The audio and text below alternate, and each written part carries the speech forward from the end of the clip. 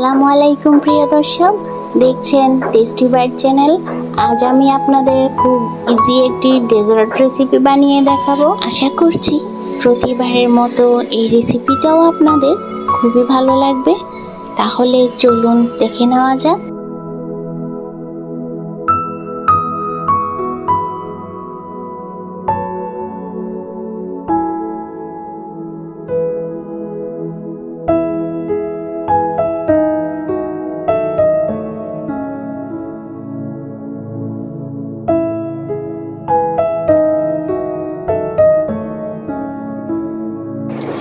ডেজার্টটা বানানোর জন্য সর্বপ্রথম হাফ লিটার দুধের সাথে স্বাদের জন্য চিনি, ফ্লেভারের জন্য ভ্যানিলা এসেন্স আর লাগছে 1 কাপ ময়দা।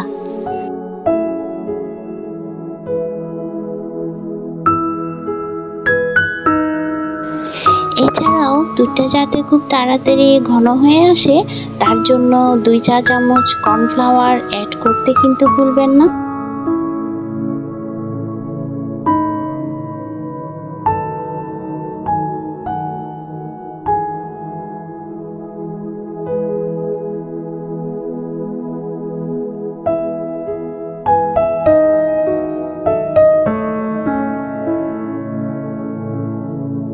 সবগুলো ইনগ্রেডিয়েন্টস খুব ভালোভাবে মেশানো হয়ে গেলে গ্যাসটা অন করে লো টু হাই ফ্লেমে 3 থেকে 4 মিনিট ভালোভাবে জাল করে নিতে হবে।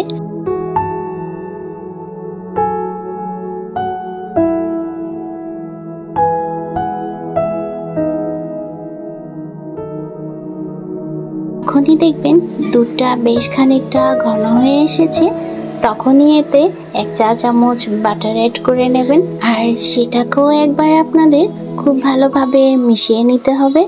মেশানো হয়ে গেলে চুলাটা অফ করে খুব তাড়াতাড়ি ঠিক যে মোল্ডে বসাবো তাতে ঢেলে নিতে হবে।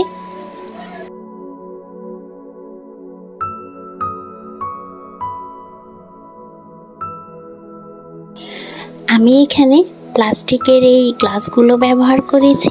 আচ্ছা, এখানে বলে রাখি, আপনারা আপনাদের পছন্দ মতো যে কোনো মোল্ডই ব্যবহার করতে পারেন। ঠিক একেবারেই এমন গ্লাস ব্যবহার করতে হবে তা কিন্তু না।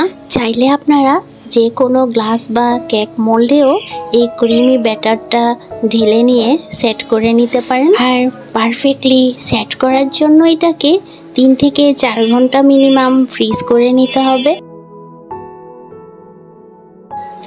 আর এই সময়টায় কিছু রোস্টেড বাদামকে আমি ক্রাশ করে নিয়েছি।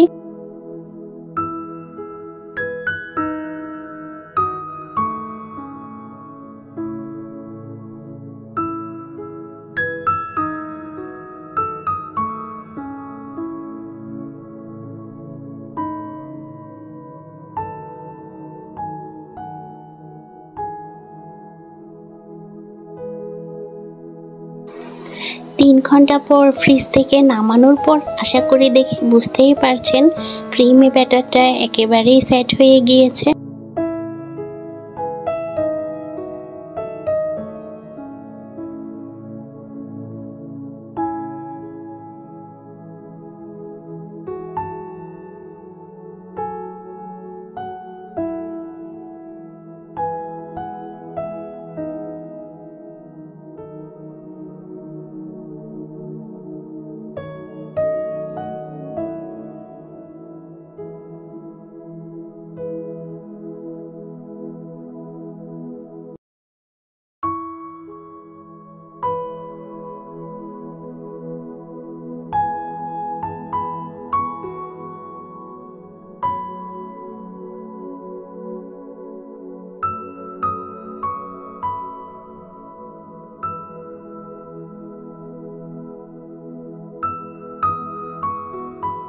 চাইলে আপনারা এভাবে ক্রাশড বাদামে শুধু কোট করেই সার্ভ করতে পারেন।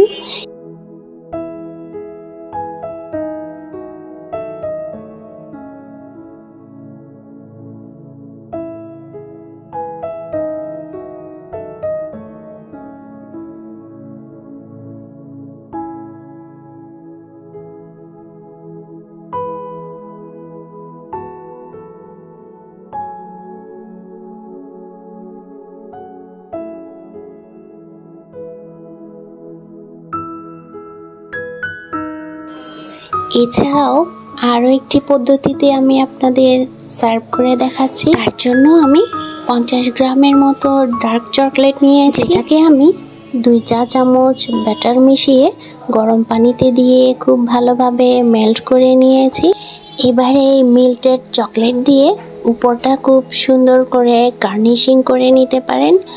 এই পদ্ধতিটা সম্পূর্ণই অপশনাল, আপনারা আপনাদের পছন্দ মতো যে কোনো পদ্ধতিতে সার্ভ করতে পারেন।